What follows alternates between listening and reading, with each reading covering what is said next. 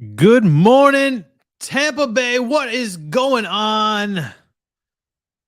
Wednesday edition, Channelside in the morning, live on the Channelside Sports Network. Of course, you are looking at the first official depth chart of the Tampa Bay Buccaneers Unfinished Business World Tour. You already know what we're calling it. We're riding that all the way to the grave this season.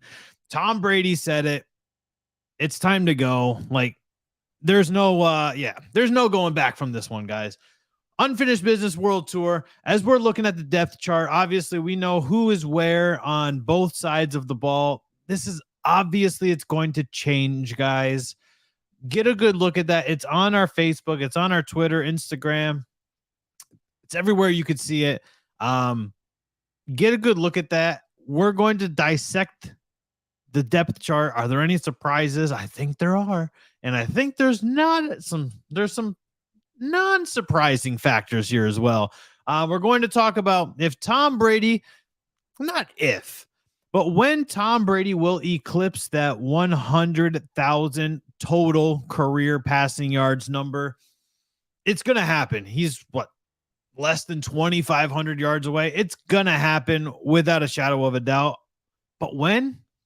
We'll kind of look at the schedule and we'll try to figure that out. I found some interesting next gen stats based on quarterback pressures as well.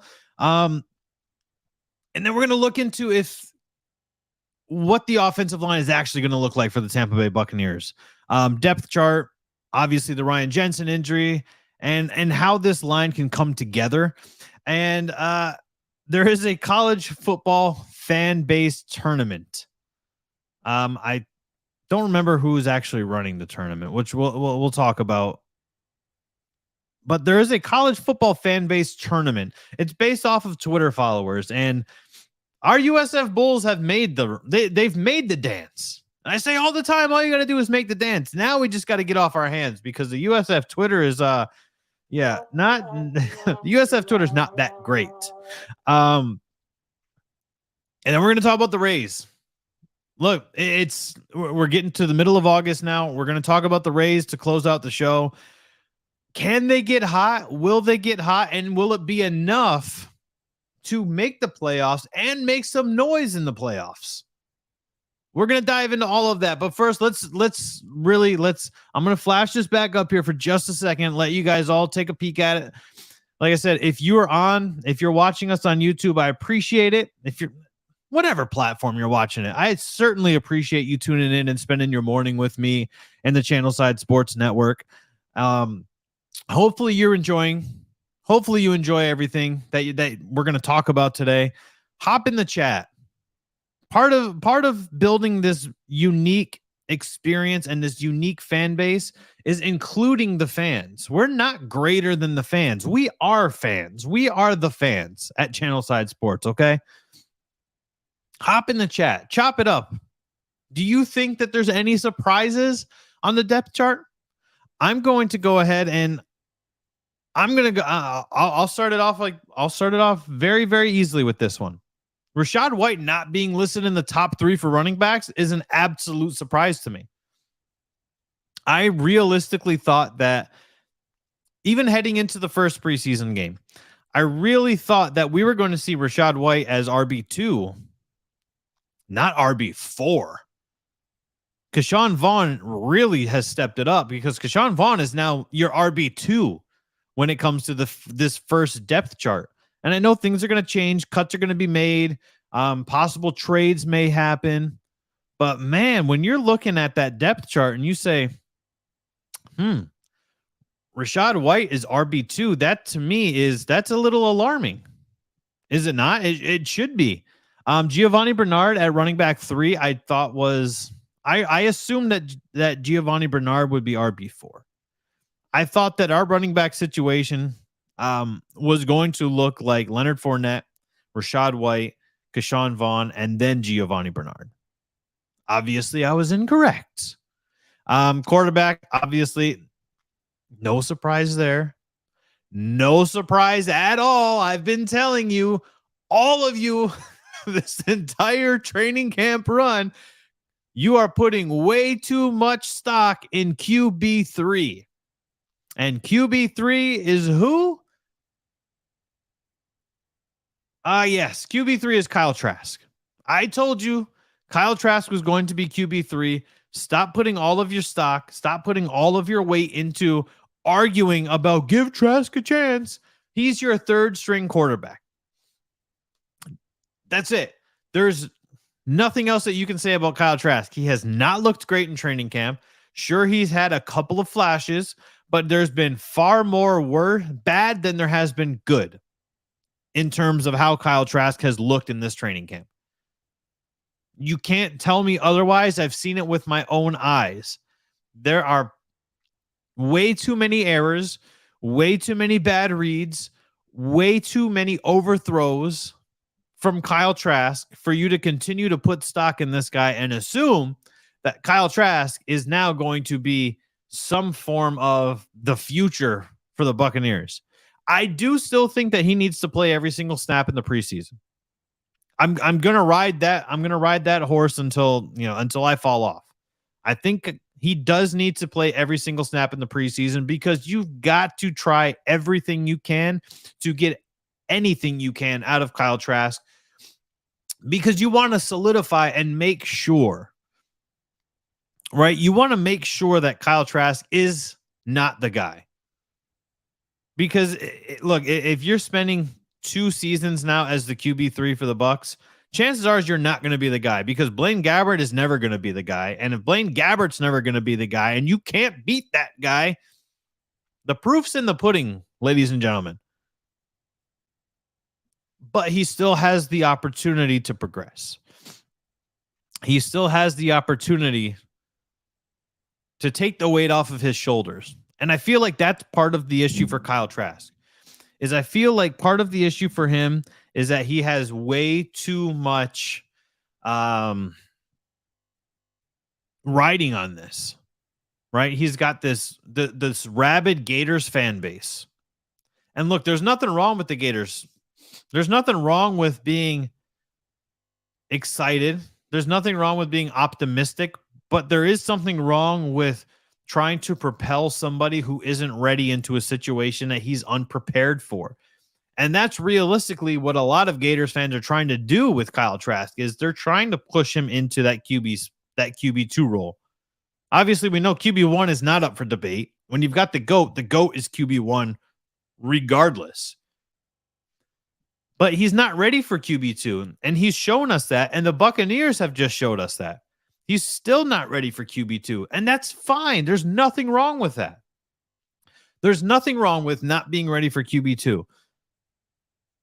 But the issue is that he just it doesn't seem like he's getting it. And that's the issue. And look, bad draft picks happen all the time. We can't sit here and harp on, but they drafted him in the second round. They did. Sometimes it works out, sometimes it doesn't. How many times have we seen a first round draft pick be a bust?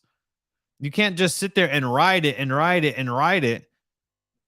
Eventually, you got to kick it to the curb and you've got to move on. So, look, Kyle Trask being QB3, not a surprise to me, not a shock to me. What I did find shocking, actually, is that I've said this on air a handful of times.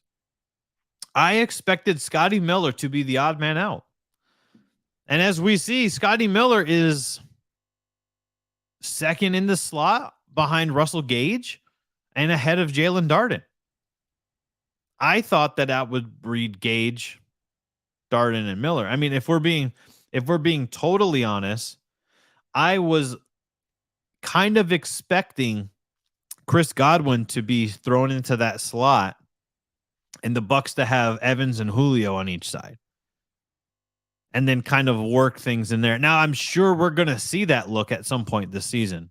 I'm 100% sure we're going to see a look of Mike Evans and Julio Jones both out wide and Chris Godwin in the slot. I'm 100% sure that we're going to see that. But the way it stands right now, Evans, Gage, Godwin are your 3 starting wide receivers. I mean, hey, that's not a bad trio to have, is it not? Like Julio's not ever going to line up in the slot, right? Like Julio's not a slot receiver. He's a deep threat target. He averages 14.3 yards per reception for his career. That's not a slot receiver number, right? But I did expect it. So it is a little shocking that Chris Godwin is out wide as well. Just because of the dynamics of this roster. Right? We know that Chris Godwin is your wide receiver too, arguably, like a 1A, 1B situation with Mike Evans. Like, we know that much.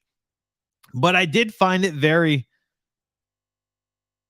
I don't want to say odd, because I feel like that's the wrong word, but I like the look that we're getting. That's the whole premise of it. Is I like that our first depth chart has Russell Gage in the slot. Like, we knew he was going to be in the slot, right? But Julio Jones being the second man, like, good Lord, if Mike Evans takes off a play, you mean to tell me that Julio Jones is going to replace him? Like, good Lord, people, you are in trouble. You're absolutely in trouble if that's the case. Like I said, I did find Scotty Miller being second in the slot in the depth chart.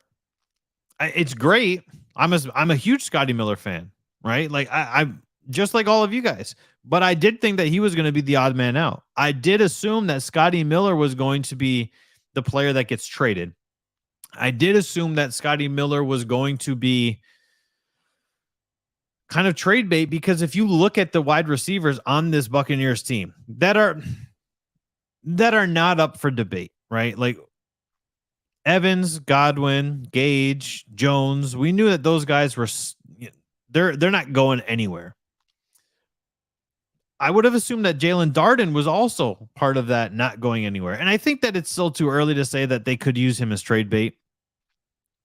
But if we look at, like, Scotty Miller, Tyler Johnson, Cyril Grayson, I assumed that those were going to be the three guys that were kind of going to be not necessarily cut bait, but able to not make the roster. Somebody has to be the odd man out. And it looks like the odd man out may very well be Brashad Perriman, which to me is interesting because they brought him back in the offseason after his stint in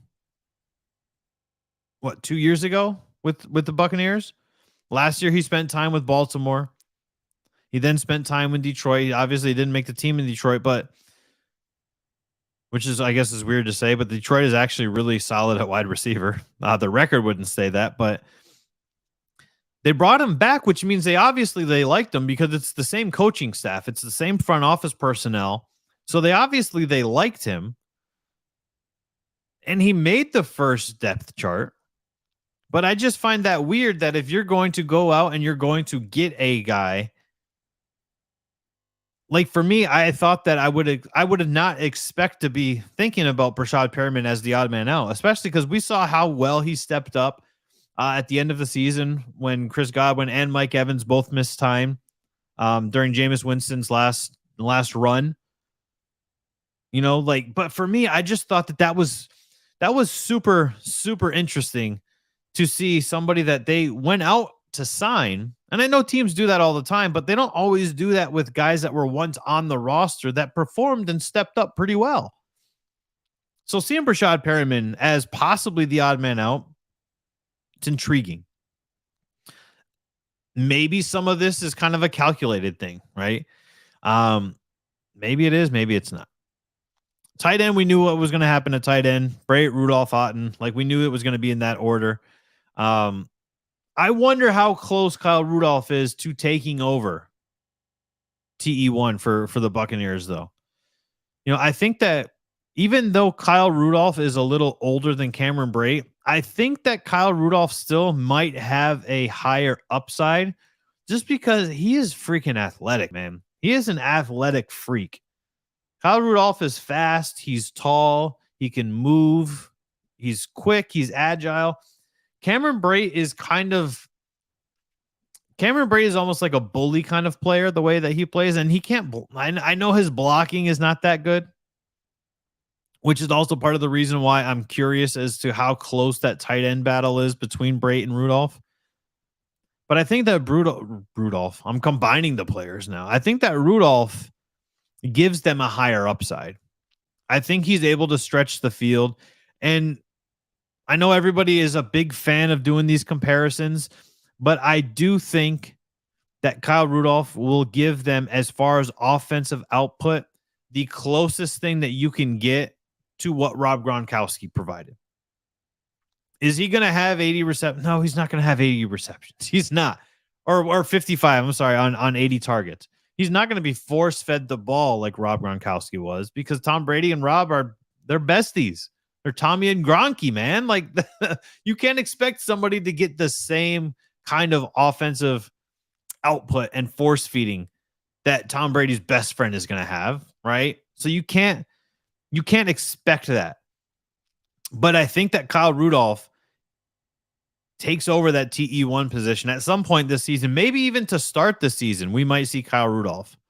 And it's not a knock on Cam Brate, but it's just that Kyle Rudolph is much more athletic than Cameron Brate is. Cameron Brate is a sure-handed, solid guy, but Kyle Rudolph has shown us a handful of times, maybe not necessarily last season, but like I said, nobody really showed us anything on the New York Giants offense last season. But what we could see is glimpses of what we saw Kyle Rudolph when he was actually utilized in Minnesota. You know, say what you want about Minnesota. There may have been different things going on in Minnesota where, you know, Kirk Cousins didn't have control of the offense because the coaching staff didn't like him, yada, yada, yada. I guess that's always a possibility. But we saw when Kyle Rudolph was utilized that he was pretty damn good and very effective for that Minnesota Vikings offense. And I feel like Tampa Bay and Tom Brady are going to revitalize that and revisit exactly what we saw, which is why I think that Cam Brate loses that TE1 spot, and not for being not good, but just because Kyle Rudolph is that good, and we're finally going to see that. If we're looking at the defensive side, nothing really stands out. I know a lot of people are going, "Oh, Logan Ryan's going to win the starting spot." No. All the Bucs signed Logan Ryan. Antoine Winfield's in trouble. No. And the Bucs just showed us this. Antoine Winfield is starting at safety. He's your starting strong safety. Logan Ryan is number 2.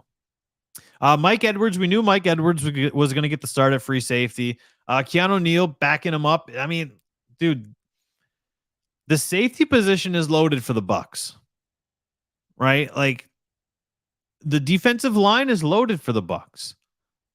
Some people are calling cornerback and outside linebacker. They're saying that those are kind of the weak links on this defense. I think cornerback is solid. I said, I don't know how many times I got to say it, but I will still continue to go on record and say that Carlton Davis will finish in the top 5 of interceptions this season.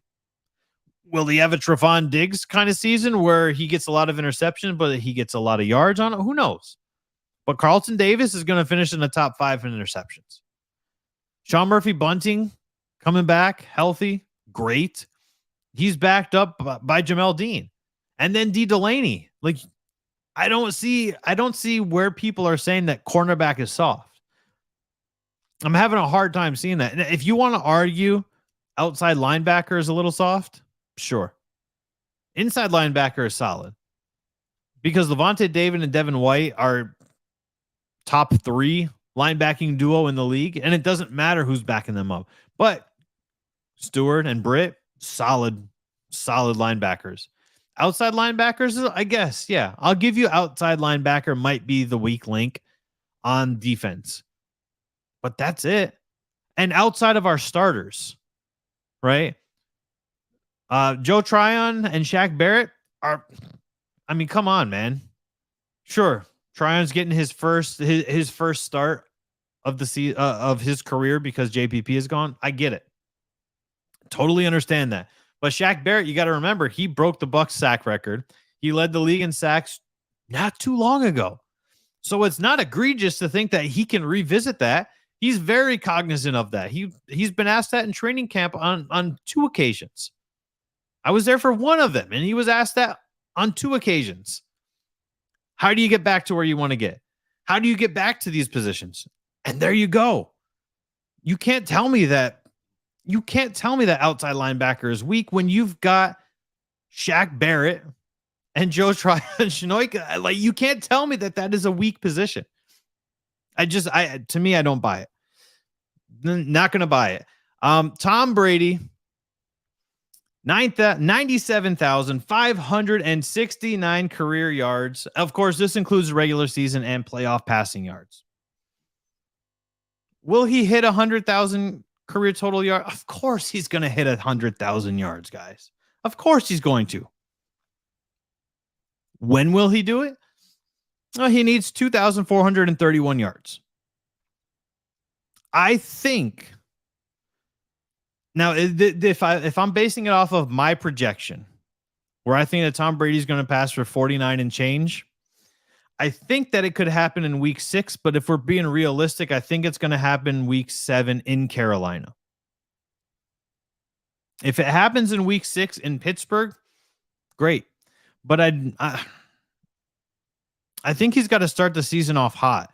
You got to remember, last season, week 1 was an absolute shootout between Tampa Bay and Dallas. You have to remember that. Like, that to me was hey, you've got to watch out for this, because that game was back and forth. It was high scoring, and that was exactly the way that you wanted to start the season. Not if you're Tom Brady, like statistic wise, but in every facet, man. If you're a fan of the game, like, holy crap, that was a hell of a first game to watch. Obviously, we're not going to get that, but that's the first Sunday night game. So I think we're looking at Tom Brady eclipsing this in week 7 in Carolina, which to me would be even more sweet, because that's an NFC South rival. But also, like, who's really checking for Carolina? Let's be honest. I mean, I don't think anybody is really like putting Carolina on a pedestal going, oh yeah, we got to watch out for Carolina. They don't even know what's going on at quarterback. Christian McCaffrey is, I've been on record saying this, and I'm going to continue riding that until I'm proved otherwise. Christian McCaffrey, I think, has been Todd Gurley'd. I think that team has run him to the ground, and I don't think he'll ever be the same again. Sure, he is a rival. He is on the Carolina Panthers. But that doesn't mean I'm wishing any malice or ill will on him. I look, as a fan of the game, I want every player to perform at peak levels, because that entertains the hell out of me. Right? I don't want players to have bad games. I don't want players to get injured. I want to watch football, and I want to see everybody at their peak and optimal performance. Obviously, we're humans, and it doesn't happen. But where I'm going with this is, like, I do not want to see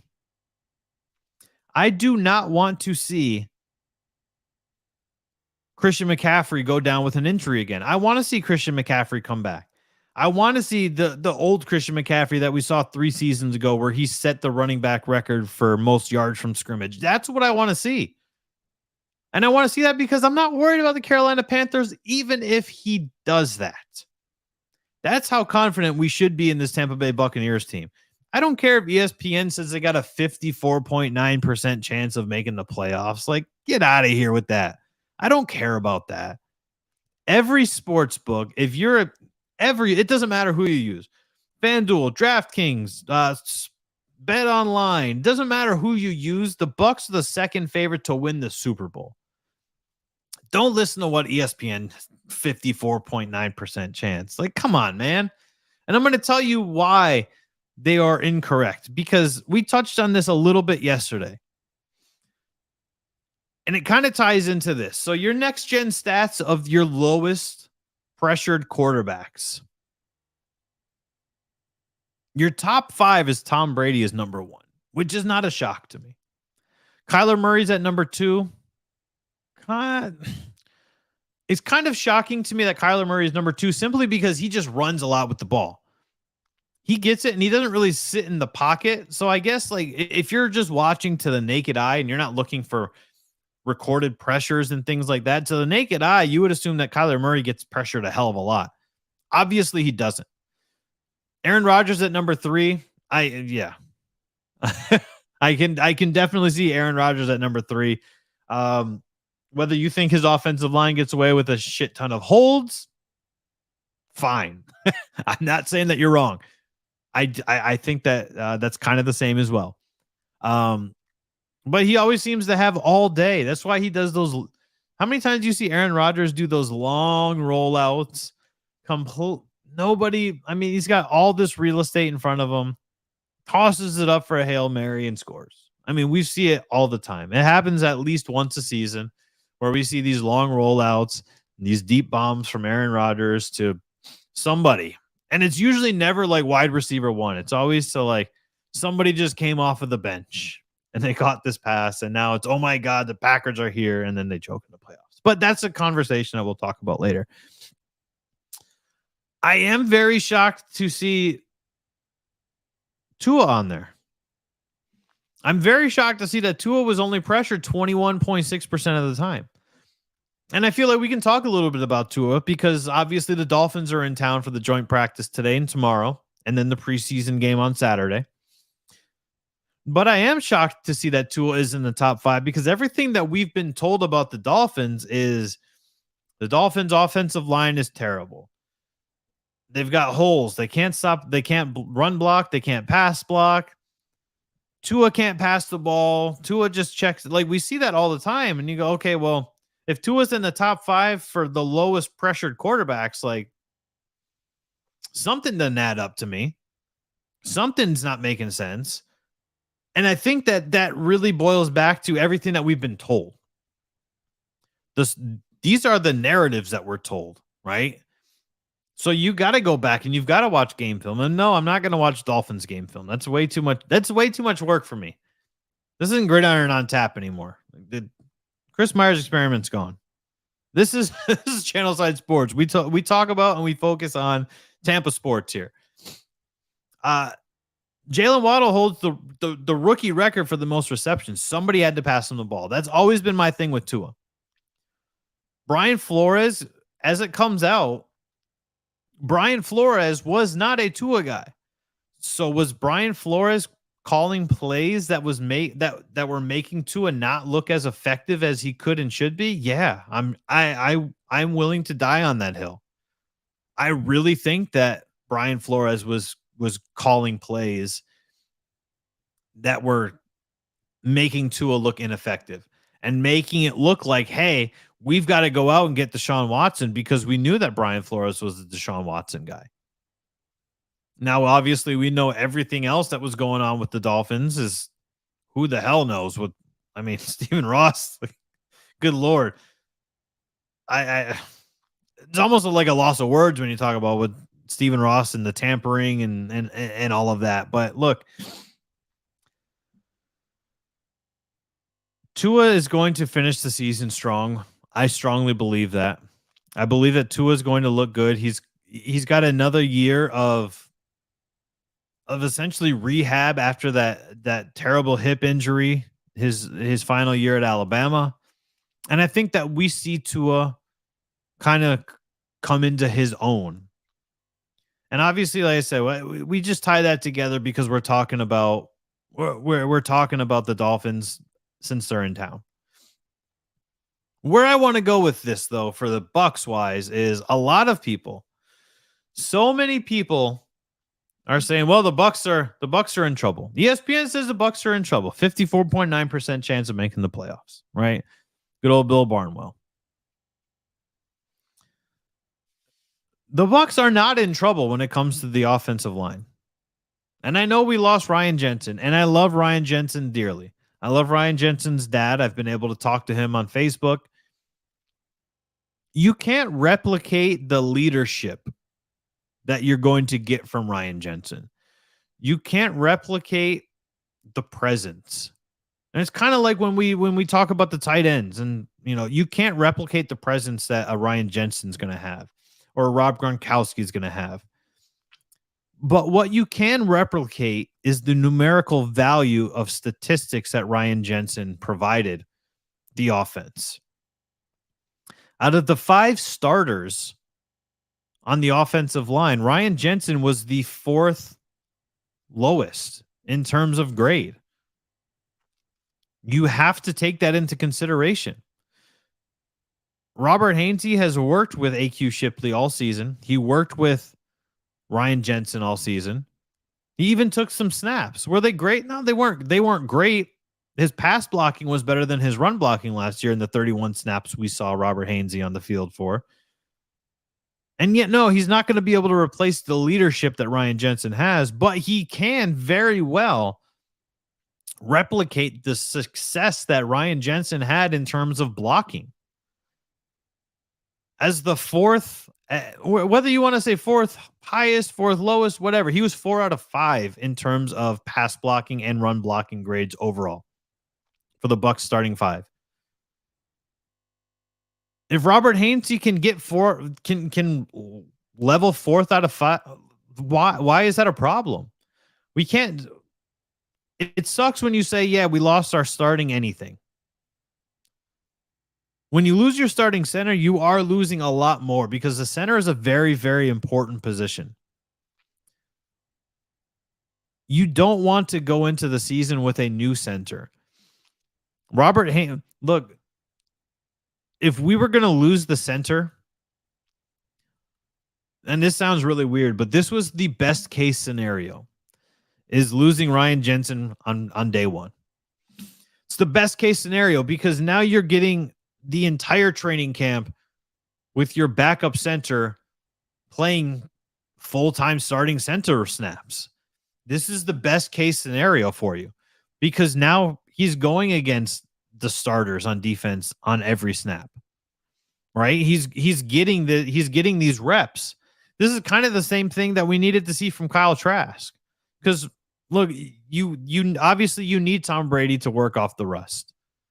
Right? There's always going to be a little off-season rust. And yeah, there's probably not much with Tom Brady, but you need these guys to work off the rust. So Ryan Jensen going down day one is actually a blessing in disguise for Robert Hainsey, who has to step up now. And I always feel like when I say this, like people are going to get upset with me because they're going to feel like I'm trashing Ryan Jensen, but I'm not. I'm speaking solely from statistics. That's all I'm speaking from. The shoes aren't huge statistically for Robert Hainsey, and that's all I'm going to say about that. We're going to move on, and we're going to talk about the college football fan base bracket. This is done. Okay, yeah. Okay, this is college football on Fox. That's who's doing it. I couldn't remember. There's a lot of names up there. This is basically like March Madness, but for college football fan base. So if you want, go ahead and zoom in on the screen here. Do you see in Region 4? Number 12. There's our guys, USF. Now we can go even further. Region 2, number 4. There's the UF. Now this is based on seeding is based on Twitter followers. That's how the seeding has gone. If anybody was curious. But USF at number 12. Guys, we got to get it together. We've got some of the best social media professional teams in town between the Bucks and the Lightning. The Rays are hit or miss, but I think that's deeper. I think that the Rays, we've talked about this at nauseum. I don't think that the Rays from the top down truly starting at the top, don't think that they truly care about being like the greatest at anything. And maybe that's the same for USF. I've got insider knowledge about things that happen at USF. Like, who's in charge of their social media right now at USF? Does anybody know? The guy who used to be in charge of the social media for UCF, which is also the arch rival of USF. So UCF's social media was pretty much on point. I mean, if we pull it back up, where is UCF? UCF is number 8, right? UCF is higher than USF is in terms of Twitter followers, and there's a reason for that. USF's Twitter is antiquated looking. We've got 530 followers on our Twitter. 531, 530, something like that. We had 658,000, over 500,000 organic impressions, which is more than the USF Twitter account had. And who are we? Right? Like that to me, that's where I look at that and go, okay, we are a sports town. Tampa is a sports town. Period. The Bucks have a great social media. The Lightning have a fantastic social media. We know that the Lightning visual, I mean, they win awards, for Christ's sake. But you can't have this antiquated look and this antiquated social media. Like, guys, we got to get it together. So if you're listening to this and you're tuned into this, A, first, thank you. But B, go over to the USF football page and follow them and start interacting with them, because good Lord, it's crazy to me how low they're ranked, when I know that if we did this for the NFL or for the NHL, I know we are going to be much higher. I know the Bucks and the Lightning would rank much higher, probably in the top 5, top 4, top 3. Probably top 3, actually, if we're being honest with ourselves here. I don't think that that's a unfair assessment to think that our USF team on social media could do a better job. Call me. Figure it out. Manny Margot begins rehab, which is great because they need it. He will begin rehab, I believe, starting today at the rookie level Florida Complex League. And look, the Rays need everything that they can get. They need as much health as they can get. They need as much good luck as they can get. They need everything that they could possibly get to make things better and easier for this team moving forward. That's the issue that we're running into.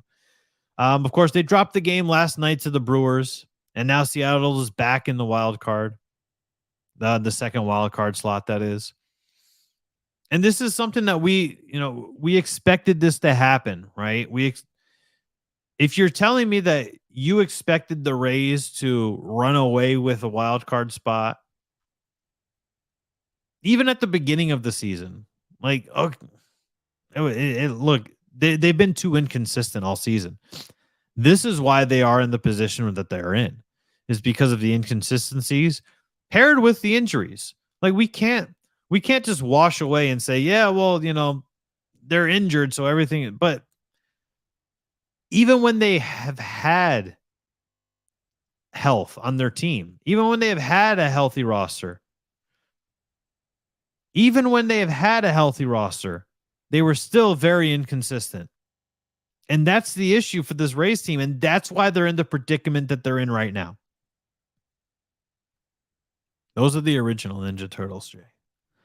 Don't forget, I do a pop culture show here as well. This is why I've got all of my stuff in the background. The pop culture show pays the bills. This doesn't yet. The second wild card slot is getting even tighter. It just yesterday, we had Baltimore and Cleveland.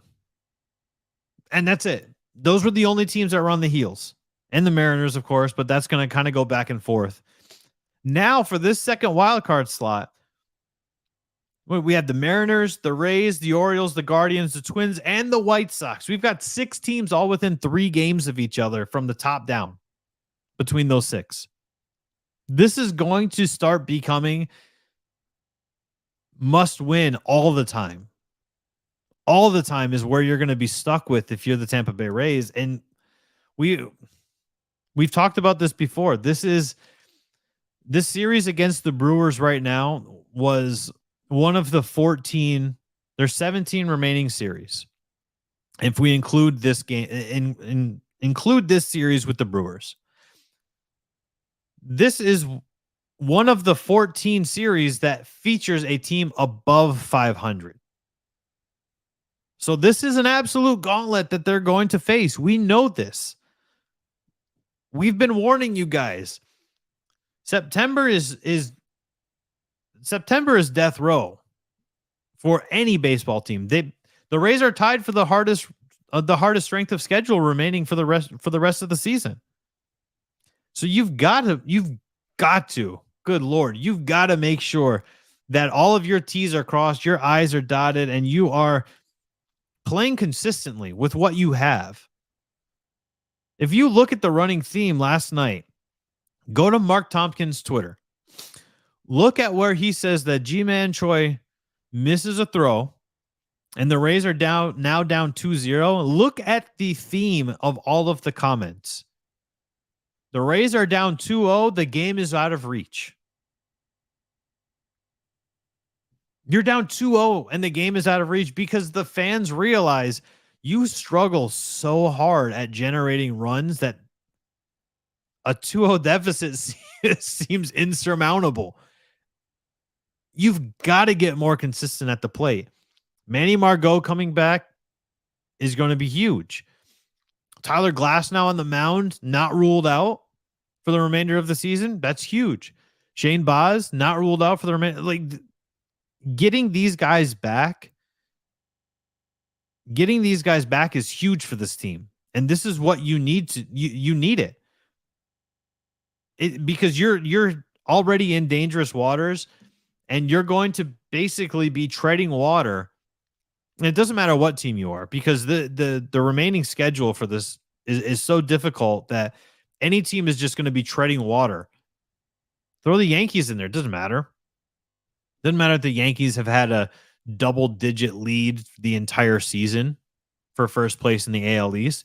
Throw the Yankees in this position, they're still going to be treading water because it's such a difficult strength of schedule to close out this season. But can the Rays get hot at the right time? Sure. They can get hot at the right time. Can they make some noise in the playoffs? It depends.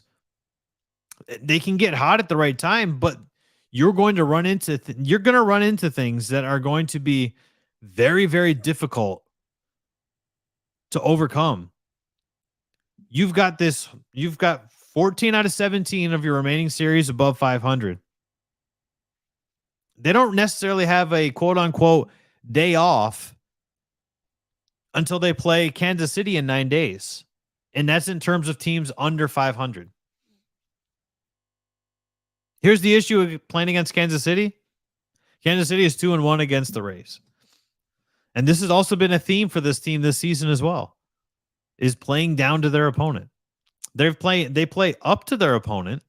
And this is where I think that we are seeing where the deficiencies on this team really are. It has nothing to do with when they're playing down to their opponent, because trap games happen. Trap games are a thing. That's why they're a talking point in a lot of times in football. But trap games are a thing. When you're riding high and you're going into Cincinnati, are you expecting to get swept by the Reds? No, you're not. You're thinking, oh, we're going to go in there, we're going to cruise, and then you half-ass it, and then you get swept by the Reds. It happens. It shouldn't happen when you've got the two-time back-to-back AL Manager of the Year in Kevin Cash. It shouldn't happen, but it does. And you've got to learn from that. You've got to grow, and you have to adapt and implement that into your game plan going forward. But the issue, I think, for this Rays team, and we're seeing this now, is they just don't have the talent. They've got too many of the next man up guys who are not panning out to be true next man up guys and showing that they're going to be able to be starters in this league. And I think that's where the issue is because when they're going against good teams like the Brewers and they're losing, it shouldn't be a shock because the Brewers are healthy. The Brewers are playing with a full, they're playing with a full deck, guys, right? The Yankees playing with a full healthy roster. We've got this great farm system in Tampa, and Evan and I have talked about this on the morning show before. We've got this great farm system that wins all the time in Durham. But the guys don't always pan out when they get to the major league. This is why I didn't think they should have sat on their hands and been idle at the trade deadline and thought that you go out and you try to get a Wilson Contreras from Chicago. move some of these prospects, because what's going to happen is you're calling these prospects up now, and some of them aren't ready, but you've got no choice because you're injured. And when you're injured and you're calling prospects up that aren't ready, now they look bad. Now that diminishes their trade value. So we should have tried to move some of these guys before all of these other scouts and general managers and clubhouse owners. We should have looked at and said, "Hey, we need to move some of these guys and address these things before people are starting to develop opinions on them." Because you can't develop an opinion on a player off of a week. If you're developing an opinion on off a guy that was just routinely called up and like, oh crap, somebody went down, we need you up. You can't formulate a full blown opinion on a guy after a week. They should have moved some of these prospects and said, "Hey, you know what? What the hell? We're going to do it this way. We're going to move some of these guys. We're going to get a Wilson Contreras who is performing well at the plate." Because the narrative should not be the Rays are down to the Brewers 2-0. The lead is insurmountable. The game is over. That should not be the narrative, and that should not be the talking points for the fans, but it is because we're struggling so freaking hard at the plate. We fixed the fielding issues. I've said that. I said this earlier in the season. We've got a lot of fielding issues, which to me is coaching. You can coach consistency, like you can coach watching the ball and contact at the plate and when to pull and where you want to hit the ball. You can coach all of that, but realistically, when it boils down to is when you are having fielding issues, that's where you're going to run into problems. You're running into problems when you've got fielding issues, and they fixed that. Kevin Cash is earning his stripes. Kevin Cash is showing like, hey, I'm able to do the best with what I've got. The problem is, it's just the talent is not there, and we're getting outplayed by better players. You've got what, 7 games? Because I think they've got a 4-game series against the Angels. You've got 7 games remaining against teams under 500. You have to go 7-0 against those teams. This AL wild card is too tight. It's way too close for comfort. It doesn't matter what team you are. You are way too close for comfort if you're looking at this AL wildcard race. Because the Blue Jays, they don't have a difficult schedule. That's you have to play. So when you say, can the Rays control their own destiny? Yes and no. They can, but you have to win. All they can do right now is they have to win more players. They have to win more games. They're going to get some players back, and they have to win more games than they lose. And they're going to have to figure out how to get hot at the right time, because somebody's going to slump. All sports are all a game of runs. They're all a game of runs. And that's where it boils down to. I mean, if you look at the National League wild card, the Phillies have won 6 in a row, and now they're in second place. And they're in the second wild card spot because they've won 6 in a row. The Blue Jays created such a nice cushion for themselves in that wild card position that they're on a 2-game skid, and they're still a game and a half up of the Mariners. The Mariners are now are now a half game up on the Rays, but you got to remember, if the Rays and the Mariners finish with the same schedule, we are now looking at the Rays team that holds that tiebreaker over the Mariners because they beat them in the regular season. Figure it out. 45.8% chance to make the playoffs. I'll take those odds. But you have to control the controllables. If you're the Rays, you have to win the games you're supposed to win, and then you've got to sneak in some other wins. Are the Rays a good team this year? I'd say they're a decent team this year. I wouldn't call them good. But I think that whether they make the playoffs or not, they need to make Stu Sternberg needs to look in the mirror and he needs to decide, like, am I going to spend money on this team? Are we going to make the necessary moves, or are we going to continue with the Moneyball mentality that is getting us outplayed? Because as it stands right now, it looks like the 100 wins last season was a fluke. And that's very sad to say. 100 wins last season seems like it was a fluke. And I don't like that. I don't like having to discuss that and talk about our team in that manner. The best record the Rays could finish with is a 90-72 record. They're not that's winning out. That's not losing another game. I don't see that happening. I think the Rays, if we're being honest, the worst they could finish is 78-84. The best they could finish is 90-72. I think the Rays finish right at or above 500. They've been very. If you look at any of the metrics, any of the measurable statistics, whether it's offense, defense, the Rays are either at or below, right at or right below average for basically any metrics.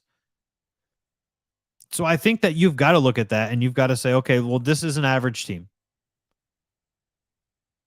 But how many times do we say it? USF made the dance in the college football fan base bracket.